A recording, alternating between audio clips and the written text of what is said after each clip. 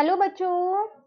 आज मैं आपको क्लास 10th का जो आपको डीओई की तरफ से प्रैक्टिस पेपर मिला है एक 2021 टू 22 का मतलब कि इसी ईयर का। जैसे कि आपको पता है ना कि टर्म 1 जो है आपका एमसीक्यू क्वेश्चंस होने वाला है, तो उसी पे बेस्ड आपको एक पेपर मिला हुआ है। ठीक है, तो चलिए एक बार हम पेपर देख लेते हैं। सॉरी, ये पेपर आपको इंग्लिश और हिंदी दोनों ही मीडियम में मिला है। ठीक है, तो आज हम इसे हिंदी मीडियम में सॉल्व करने वाले हैं। पहले एक बार क्वेश्चन पेपर देख लेते हैं, क्या क्या इंस्ट्रक्शंस दे रखी है, किस पैटर्न पे पेपर आया उसे समझ लेते हैं, उसके बाद हम अपना पेपर स्टार्ट करते हैं। ठीक है, देखो इस पेपर में आपके पास टोटल 50 क्वेश्चंस आए हैं। टोटल 50 क्वेश्चंस आए, लेकिन आपको करने सिर्फ 40 ही क्वेश्चंस हैं। तो आपको सेक्शन वाइज चॉइस मिली हुई है इस पेपर के अंदर। ठीक है, 40 मार्क्स का पेपर आएगा, 1 मार्क ईच है हर एक क्वेश्चन के लिए। ठीक है ना, और टोटल आपके 90 मिनट्स मिलेंगे आपको ये 40 क्वेश्चंस अटेम्प्ट करने के लिए। ठीक है, अब ये 40 क्वेश्चंस है क्या, 3 सेक्शंस में बटे हुए हैं। एक सेक्शन ए है, एक बी है और एक सी है। सेक्शन ए में टोटल 20 क्वेश्चन है, सेक्शन बी में भी टोटल 20 क्वेश्चन है और सेक्शन सी में आपके पास 10 क्वेश्चन है। बस इस चीज का ध्यान रखिएगा, है ये 50 क्वेश्चन एमसीक्यू ही, सब में आपको ऑप्शंस दिए गए हैं। ठीक है, अब जो ये सेक्शन ए में 20 क्वेश्चंस है ना, इसमें से आपको कोई से भी 16 क्वेश्चंस अटेम्प्ट करने हैं। आपकी मर्जी है, आप कोई से भी 16 अटेम्प्ट कीजिएगा, लेकिन नंबरिंग सही डालिएगा। कोई इंटरनल चॉइस नहीं है क्वेश्चंस के अंदर, 20 में से कोई से भी 16 अटेम्प्ट करने हैं। ठीक है, सेम ऐसे ही सेक्शन बी में आपको कोई से भी 16 अटेम्प्ट करने हैं। ठीक है, कोई इंटरनल चॉइस नहीं है, 20 क्वेश्चंस लाइन से दिए हुए हैं, कोई से भी 16 अटेम्प्ट कर लो, नंबरिंग ठीक डालिएगा। जो आपका सेक्शन सी है ना, वो केस स्टडी क्वेश्चंस है, मतलब कि उसमें 2 केस स्टडी दे रखी है। एक केस स्टडी में 5 क्वेश्चन है, दूसरे केस स्टडी में 5 क्वेश्चन है। तो टोटल कितने 10 क्वेश्चन हो गए, है ना। अब उन 10 में से आपको कोई से भी 8 अटेम्प्ट करने। आपकी मर्जी है, आप केस स्टडी फर्स्ट के 5 कर लो और बाकी दूसरी वाली के 3 कर लो, या दोनों के 4 कर लो, ये आपकी मर्जी है। पर आपको टोटल 8 क्वेश्चन इस सेक्शन से अटेम्प्ट करने। तो अब आप काउंट कर सकते हैं, 16 प्लस 8 मिला के 40 हो गए, 1 मार्क ईच है। ठीक है, और दूसरी बात, आपको एग्जाम में कैलकुलेटर अलाउड नहीं है।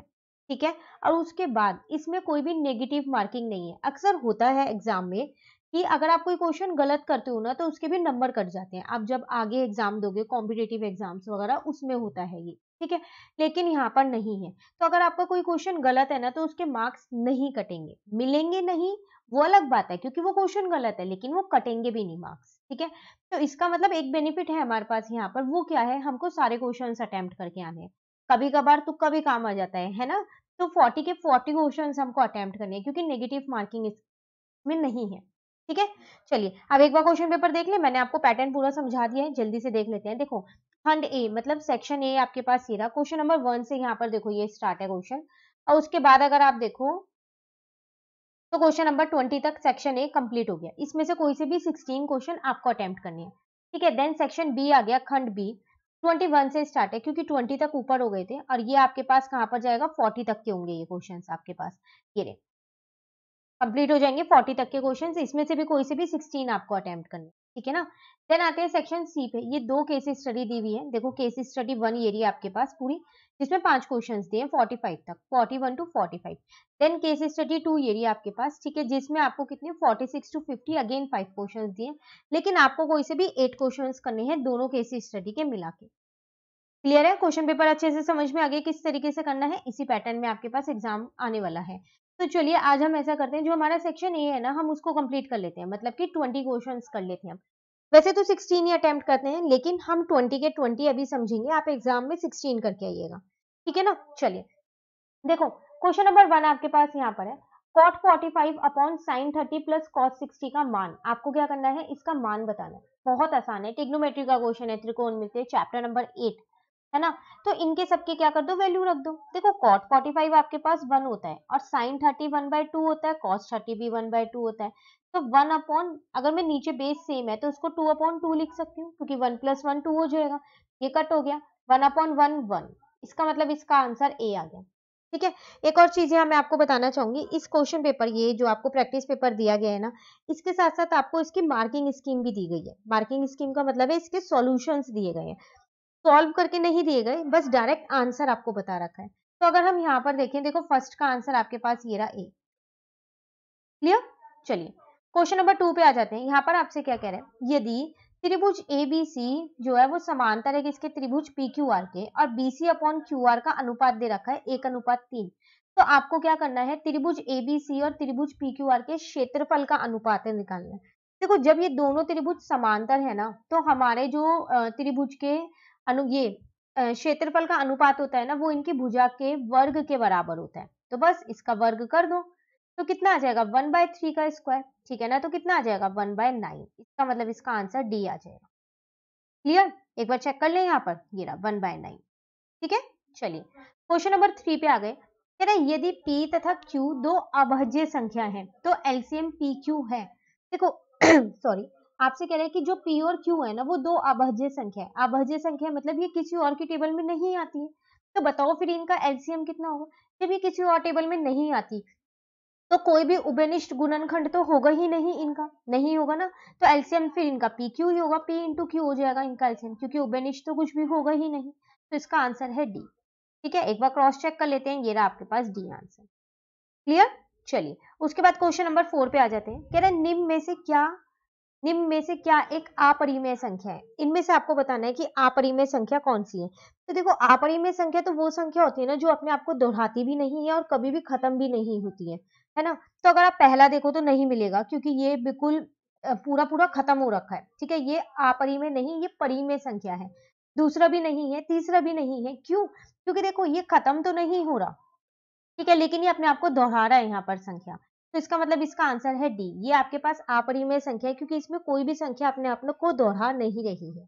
दोहराने का मतलब है वही संख्या बार बार दोहराना। जैसे यहाँ है 271 उसे, जैसे कि यहाँ है ना 100 देन 1001, तो वो दोहराना नहीं कहलाता। ठीक है, तो इसका आंसर आ जाएगा डी। एक बार क्रॉस चेक कर लेते हैं, ये रहा आपके पास डी आंसर। क्लियर, चलिए क्वेश्चन नंबर 5 पे आ जाते हैं। यहाँ आपसे क्या कह रहे हैं, रिया और काजल सहेली हैं, किसी किसी को लीप ईयर वर्ष में दोनों का जन्मदिन एक ही दिन होने की प्रायिकता क्या है।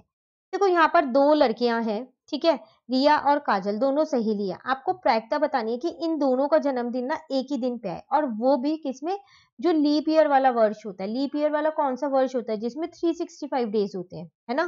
तो उसमें आए, तो अगर उसमें आएगा और एक ही दिन आए, तो देखो अगर हम देखें अनुकूल परिणाम तो एक ही होगा, क्योंकि एक ही दिन की बात कर रहे हैं, और जो कुल परिणाम है वो 365 होगा। होगा नहीं होगा, क्योंकि वो क्या कह रहा है, जो लीप ईयर नहीं होता उसमें बताना है, नॉन लीप ईयर में बताना है। ठीक है, तो लीप ईयर में 366 डेज होते हैं और नॉन लीप ईयर में कितने होते हैं, 365 होते हैं। तो ये वाला होगा, इसका मतलब इसका आंसर है सी। ठीक है, क्रॉस चेक कर लें एक बारी, सी ही आंसर है। ठीक है, चलिए क्वेश्चन नंबर 6 पे आ जाते हैं हम। यहाँ पर 6 में क्या कह रहे हैं, यहाँ पर 8 सेमी भुजा वाले समबाहु त्रिभुज का शीर्ष लंब की लंबाई क्या है। देखो आपके पास एक समबाहु त्रिभुज है। समबाहु त्रिभुज तो वो त्रिभुज होता है ना जिसकी तीनों भुजाएं बराबर होती हैं, 8 8 और 8। ठीक है, इसके शीर्ष लंब की लंबाई बतानी है। ये शीर्ष लंब मतलब जो समबाहु त्रिभुज होता है ना, उसमें शीर्ष लंब और मध्य का दोनों एक ही चीज होती है, क्योंकि इसकी तीनों भुजाएं बराबर होती हैं। फिर मैं ये कह सकती हूँ कि जो ये शीर्ष लंब है वो मध्य का भी है। तो इसका मतलब जो ये मान लेते हैं हम, इसको यहाँ नाम दे देते हैं ए बी और सी। तो इसका मतलब, और इसको डी नाम दे देते हैं। तो जो ये बी डी है ये 4 होगा। होगा नहीं होगा। अब तो ये एक समकोण त्रिभुज बन गया। समकोण त्रिभुज में अगर हम अपनी पाइथागोरस प्रमेय लगाएं तो 8 का वर्ग जो है वो किसके बराबर हो जाएगा, 4 के वर्ग के, अब प्लस 80 के वर्ग के। तो 8 8 जा 64 हो जाएगा, 4 4 जा 16 हो जाएगा, प्लस 80 का वर्ग ऐसे ही रह जाएगा। ठीक है, नहीं ठीक है यहाँ तक। तो 64 माइनस 16 इज इक्वल्स टू में 80 स्क्वायर। तो 14 में से 6 के 8, 5 में से 1 गया 4। ठीक है, अब 48 के अगर आप गुणनखंड देखो तो 6 8 जा 48 होता है। 6 का मतलब 2 इंटू 3 और 8 का मतलब 2 इंटू 2 इंटू 2। ठीक है ना, इजिकल टू में 80 स्क्वायर। तो देखो इन दोनों 2 का और इन दोनों 2 का एक एक 2 बाहर आ गया, अंदर में √3 बचा सिर्फ। ठीक है, यहाँ से स्क्वायर हटा दो क्योंकि हमने यहाँ रूट लगा दिया है। इसका मतलब बस अब मेरा एडी निकल के आ गया है। वो मेरा कितना आ गया, 4√3। ये मेरा एडी आ गया। कहाँ पर है एडी, ये रहा 4√3। क्रॉस चेक करें एक बारी, चलो तो ये रहा आपका आंसर। क्लियर, चलिए क्वेश्चन नंबर 7 पे आ जाते हैं हम। यहाँ आपसे क्या कह रहे हैं, द्विघात बहुपद, आपको एक द्विघात बहुपद दे रखा है कि शुणांकों का योग -1 है, तो के का मान क्या होगा। देखो एक द्विघात बहुपद में आपको शुणांकों का योग दे रखा है -1, आपको के का मान निकालना है। तो अगर आपको याद हो कि जो हमारे पास शुणांकों का योग मतलब अल्फा प्लस बीटा होता है वो -b/a होता है। पूर्णांक यही होते हैं अल्फा और बीटा, ठीक है। अब देखो मुझे क्वेश्चन में ये -1 दे रखा है तो यहाँ -1 लिख दिया, ये माइनस ऐसी है। बी की जगह देखूं तो मैं -k है उसका मान और a की जगह देखूं तो 3 है, ठीक है। तो b की जगह -k और a की जगह 3 रख दिया, इस माइनस से ये माइनस तो कट गया, तो k का मान कितना आ जाएगा, ये 3 इधर जाएगा तो मल्टीप्लाई का हो जाएगा, -3 आ गया। ऑप्शन में देखें बिल्कुल है -3, आंसर भी चेक कर लेते हैं साथ साथ, -3 ही है। क्लियर? चलिए क्वेश्चन नंबर 8 पे आ जाते हैं हम। क्वेश्चन नंबर 8 है आपके पास, sine A is equal to 1/2 तो कोट ए का मान बताएं। देखो साइन ए आपको दे रखा है और कॉट ए आपको निकालना है, तो अगर हम इसको यहां पर करें तो साइन ए मुझे 1/2 दे रखा है और कॉट ए मुझको यहां पर निकालना है, ठीक है। तो देखो पंडित बद्री प्रसाद हर हर बोले, याद है ना, ये मैंने आपको बोला था कि जब भी त्रिकोणमिति का आप चैप्टर करोगे तो ये जरूर लिख लीजिएगा, पंडित बद्री प्रसाद हर हर बोले, है ना। इसके बिना तो ये हो ही नहीं सकता चैप्टर, ठीक है ना। तो अब देखो ये होता है साइन, ये होता है कॉस और ये होता है टेन, ये होता है कॉट, ये होता है सेक और ये होता है कोसेक, ठीक है।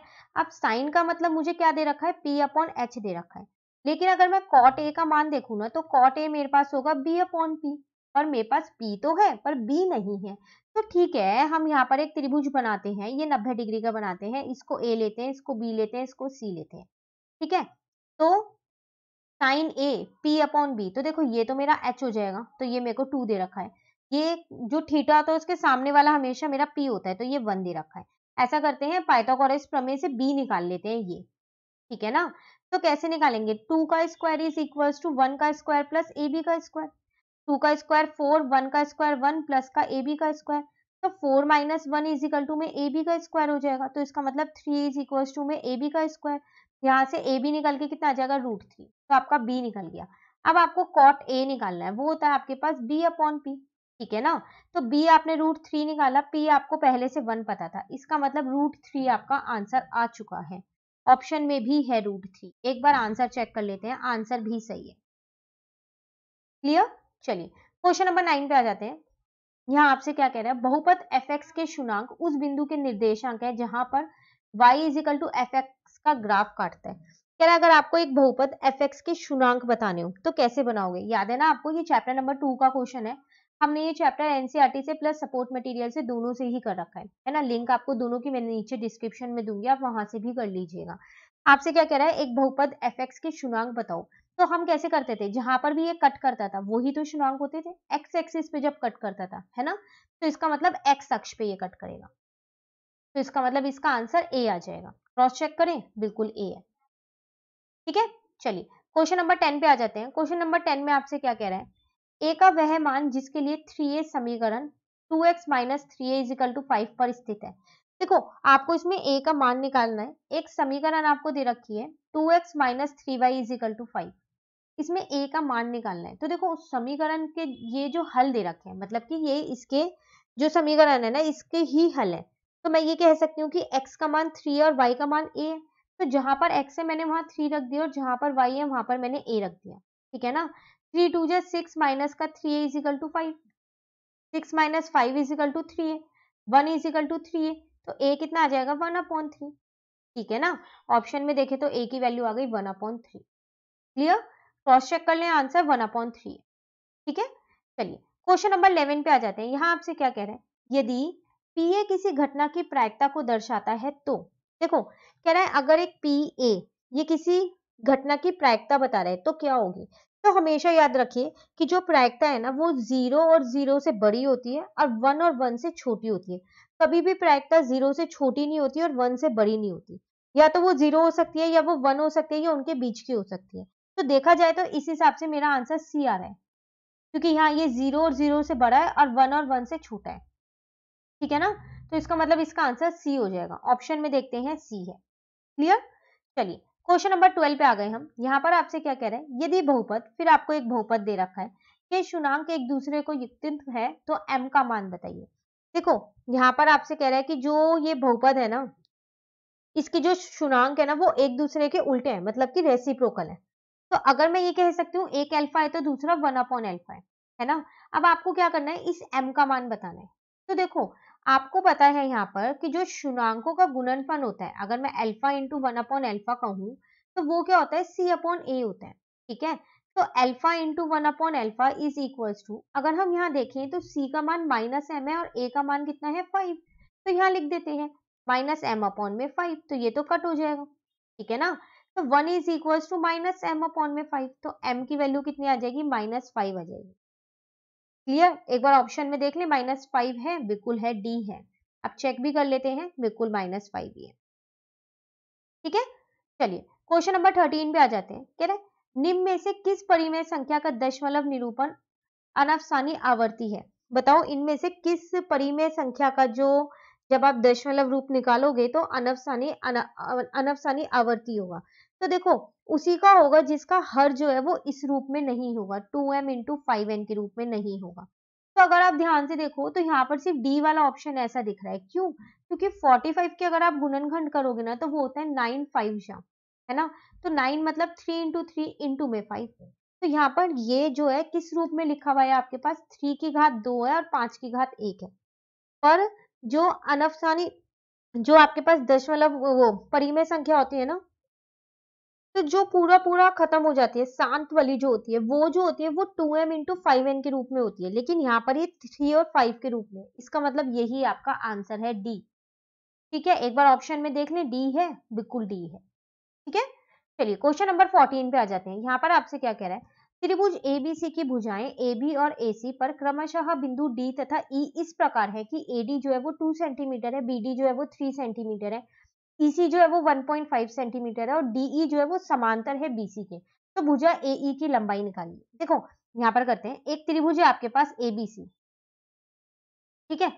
इसमें यहाँ पर ए बी और ए सी पे दो बिंदु है, इस तरीके से एक डी है और एक ई है, इस तरीके से है कि जो ये ए डी है ये 2 है, जो ये बी डी है ये 3 है, ए ई आपको निकालना है और ई सी 1.5 है, ठीक है। और दूसरी बात जो ये डी ई और बी सी है ना, ये आपके पास समांतर है, तो इसका मतलब इसमें तो बीपीटी लग रही है, और जब इसमें बीपीटी लग रही है कि तो इसकी जो संगत भुजाएं हैं, मतलब ए डी अपॉन में डी बी जो है वो किसके बराबर हो जाएगा, ए ई अपॉन में ई सी के, है ना। तो इसका मतलब 2 अपॉन में 3 जो है वो किसके बराबर है, ए ई अपॉन में 1.5 की। जो जो मान दे रखा था मैंने मान रख लिया, क्रॉस मल्टीप्लाई किया तो इस 1.5 को मैं उधर ले गई हूँ, ठीक है। तो 2 को मैं 1.5 से मल्टीप्लाई करूंगी 3, तो 3 अपॉन 3 इज इक्वल टू ए ई। लो ए ई निकल के आ गया 1 सेंटीमीटर। था ना आसान क्वेश्चन। तो एमसीक्यू क्वेश्चन ज्यादातर ऐसे ही आएंगे कि आप जल्दी से शॉर्ट में सॉल्व करो और टिक लगा दो आंसर, ठीक है। एक बार आंसर चेक कर लेते हैं, तो बिल्कुल 1 सेंटीमीटर ही है, ठीक है ना। चलिए क्वेश्चन नंबर 15 पे आ जाते हैं। यहाँ पर आपसे क्या कह रहा है, यदि tan 2a is equal to cot a minus 12 degree है, जहां 2a एक न्यून कोण है, तो a का मान बताइए। देखो आपको यहाँ पर दे रखा है tan 2a is equal to cot a minus 12 degree, यहाँ लिख देती हूँ मैं, tan 2a is equal to cot a minus 12 degree, ठीक है। एक बार क्रॉस चेक कर लेते हैं। तो देखो आपको क्या करना है, यहाँ पर किसका a का मान निकालना है, तो आप tan 2a को ये लिख सकते हो ना cot 90 माइनस थीटा, क्योंकि जो cot 90 माइनस थीटा होता है वो किसके बराबर होता है, tan थीटा के बराबर ही तो होता है ना। अब यहाँ आ जाएगा आपके पास cot a माइनस का 12 डिग्री। अब इस cot से एक cot तो कट गया, तो 90 minus 2a is equal to a minus 12 degree, तो 90 प्लस का 12 degree is equal to a plus का 2a, ठीक है ना। तो 90 में जब आप 12 प्लस करोगे तो 102 आ जाएगा, ठीक है। और यहाँ पर आ जाएगा 3a, तो a का मान यहाँ से 102 अपॉन में 3 कट करोगे 34 डिग्री आपका आंसर आ गया। ऑप्शन में देख लेते हैं, बी है इसका आंसर, क्रॉस चेक भी कर लेते हैं, बिल्कुल बी है, ठीक है। चलिए क्वेश्चन नंबर 16 पे आ गए। कह रहे y इज इक्वल टू 4 उस रेखा को दर्शाता है जो है। देखो यहाँ से y का मान दे रखा है, इसका मतलब x का मान यहाँ पर 0 होगा, है ना। तो अगर मैं अपने यहाँ आलेख बनाऊं तो y इज इक्वल टू 4 मान लो यहाँ कहीं है, तो ये क्या है, किसके वो है ये, तो अगर आप देखो तो ये x अक्ष के ही तो आपके पास समांतर दिखा रहे है ना, x अक्ष के समांतर, तो इसका आंसर आ जाएगा c, ठीक है। क्रॉस चेक करें, पैरेलल टू x एक्सिस, सी है आंसर, मतलब कि x अक्ष के समांतर है, ठीक है। चलिए क्वेश्चन नंबर 17 पे आ गए।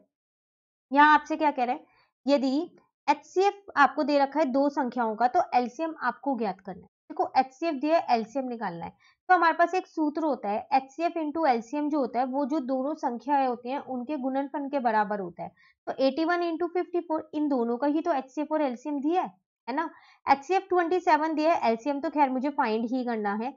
यहाँ 81 इंटू 54, तो बस यहाँ से आप एलसीएम निकाल लो, 81 इंटू में 54 डिवाइडेड बाय 27।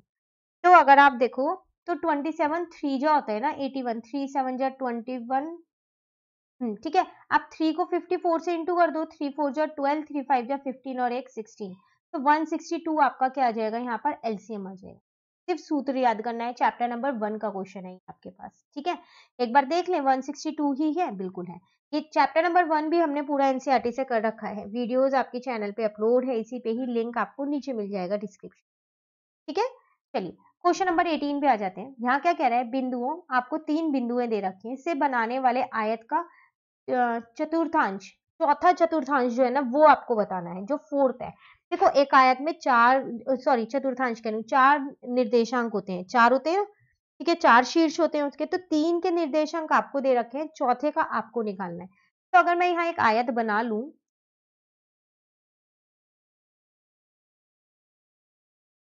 ठीक है, इसको नाम दे देते हैं हम ए बी सी और डी, ठीक है। तो ए आपके पास 5 और 3 है, बी है आपके पास 2 और 3, सी है आपके पास 2 और 7। हमें डी के निर्देशांक निकालने हैं। देखो अगर आप यहाँ पर ध्यान से देखो ना, मैं यहाँ विकर्ण बना रही हूँ, तो जो ये ओ है ये क्या होगा, इसका मतलब ओ ए जो है वो ओ सी के बराबर होगा, ठीक है ना, समद्वि विभाजक होते हैं क्योंकि ये जो आपके पास विकर्ण होते हैं। उसी तरीके से ओ बी जो है वो ओ डी के बराबर होगा। तो जो मेरा ओ के निर्देशांक है वो मैंने एक्स वाई मान लिए, तो मैं मध्य बिंदु से ये निकाल सकती हूँ, ए सी के दे रखे हैं, तो x इज इक्वल टू में क्या होगा, x1 plus x two upon में 2, और y इज इक्वल टू में क्या होगा, y1 plus Y two upon में 2, ठीक है ना। तो इसका मतलब 5 प्लस 2 अपॉन में 2, और y के देखें तो 3 प्लस 7 अपॉन में 2, ठीक है। तो x आ जाएगा 7 अपॉन में 2, y आ जाएगा 10 अपॉन में 2, इसका मतलब 5 आ गया। ओके, अब आप बीडी की बात करो जो दूसरा विकर्ण है, जब ये ओ जो है ओसी का मध्य बिंदु है, तो फिर वो बीडी का भी मध्य बिंदु है। तो इसका मतलब अगर मैं इसे x1 y1 मान लूं, तो x इज इक्वल्स टू में x1 प्लस 2 अपॉन में 2, और y इज इक्वल्स टू में क्या होगा, y1 प्लस 3 अपॉन में 2, यही होगा मध्य बिंदु। सूत्र लगाया मैंने सिर्फ, क्योंकि हाँ मुझे डी के निर्देशांक दे नहीं रखे थे, तो मैंने x1 y1 मान लिया, ठीक है।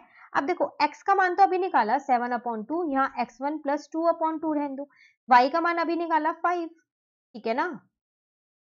तो यहाँ पर y1 प्लस 3 अपॉन 2 रहने दो, ठीक है। अब इस 2 से ये 2 तो कट गया, ये 2 जब उस साइड जाएगा तो माइनस का हो जाएगा, तो x1 आपके पास कितना आ जाएगा, यहाँ पर 5 आ जाएगा। चलो x1 तो मिल गया, अब बात करते हैं y की, ये उधर जाएगा तो मल्टीप्लाई का हो गया 10, ये 3 दूसरी साइड पे जाएगा तो माइनस का हो जाएगा, तो y1 कितना आ जाएगा आपके पास 7। इसका मतलब x1 5 आ जाएगा और y1 कितना आ जाएगा 7, 5 और 7, ये आपका आंसर। अब आंसर देख लो आप, 5 और 7 बिल्कुल है ए आंसर, पर हमें चेक भी तो करना है, बिल्कुल, ठीक है। चलिए आ जाते हैं क्वेश्चन नंबर 19 पे। कह रहा है यदि समीकरण युग्म, आपको दो समीकरण के युग्म दे रखे हैं कि अनेक हल है, तो चैप्टर नंबर 3 का क्वेश्चन है जिसमें हमने 3 कंडीशंस याद की थी, एक हल हो, अनेक हल हो, या एक भी हल ना हो। पर यहाँ आपसे पूछ रहा है अगर इन दोनों समीकरण के अनेक हल हैं तो कौन सी कंडीशन लगती थी, तो कौन सी लगती थी, a1 upon a2 is equal to b1 upon b2 is equal to c1 upon c2। इसका मतलब इसका आंसर बी है, ये तो बहुत आसान क्वेश्चन था, कंडीशन याद है तो, ठीक है ना। क्रॉस चेक करें, बिल्कुल बी है, ठीक है। चलिए लास्ट क्वेश्चन, देन हमारा सेक्शन ए कंप्लीट हो जाएगा। दिया है tan theta is equal to 1/√3, तो cosec square theta minus sec square theta upon में, देखो यहाँ कॉसेक है लिखा हुआ नहीं है, यहाँ लिखा है देखो, प्लस सेक स्क्वायर थीटा का मान बताओ, ठीक है। आपको दे क्या रखा है यहाँ पर, देखो आपको दिया यहाँ पर जो tan थीटा है ना आपके पास, वो है आपके पास 1/√3, ठीक है। आपको मान किसका निकालना है, cosec square theta minus sec square theta, और यहाँ पर है कॉसेक स्क्वायर थीटा प्लस का sec square theta. Cross check कर लें एक बार, ठीक है। अब देखो आपको मान तो 10 का दिया, लेकिन आपको निकालना क्या है, कॉसेक और सेक के रूप में दिया है, वो आप क्या करो उसके 10 के रूप में बदल लो, तो आप ऊपर नीचे हर और अंश में ना कॉसेक स्क्वायर थीटा से क्या कर दो, भाग कर दो। तो मैंने यहाँ पर भी कर दिया, सेक से भी कर, सेक के नीचे भी लिख दिया, ठीक है। और अपॉन में जो हर है उसमें भी यही किया, ये मैंने खुद से किया ताकि मैं यहाँ पर tan थीटा बना सकूं। तो देखो ध्यान से कैसे बनेगा यहाँ पर tan थीटा, ठीक है। अब देखो ये तो कट गए, ये भी कट गया, तो यहाँ पर फाइनली आपके पास आ गया 1 minus sec square theta upon में कॉस स्क्वायर थीटा, ठीक है। यहाँ पर आ गया 1 plus sec square theta upon में cos square cosec square theta. ठीक है, अब देखो अगर आप यहाँ ध्यान से देखो, जो सेक होता है वो कॉस का उल्टा होता है, तो मैं उसे 1 अपॉन में कॉस स्क्वायर थीटा लिख सकती हूँ। और कॉसेक जो है वो साइन का होता है, उसे मैं 1 अपॉन में साइन स्क्वायर थीटा लिख सकती हूँ। ये सिर्फ मैंने भी अंश के लिए किया, यही सेम चीज मैं क्या कर रही हूँ, हर में कर रही हूँ, क्योंकि सेम ही है, बस साइन का ही तो फर्क है। ठीक है, यहाँ तक क्लियर है। अब देखो ये हो जाएगा 1 माइनस, इसको ऊपर लेके जाएंगे तो ये पलट जाएगा, तो 1 अपॉन में कॉस स्क्वायर थीटा इंटू में साइन स्क्वायर थीटा अपॉन में 1 हो जाएगा। ठीक है, सेम ऐसे ही नीचे हो जाएगा आपके पास 1 प्लस 1 अपॉन में कॉस स्क्वायर थीटा इंटू में साइन स्क्वायर थीटा अपॉन में 1। ठीक है, अब इसको इससे इंटू करेंगे तो साइन स्क्वायर थीटा, इसको इससे इंटू करेंगे तो कॉस स्क्वायर थीटा। तो साइन स्क्वायर थीटा अपॉन में कॉस स्क्वायर थीटा होता क्या है, टेन स्क्वायर थीटा, यही होता है ना। तो यहाँ आ जाएगा टेन स्क्वायर थीटा।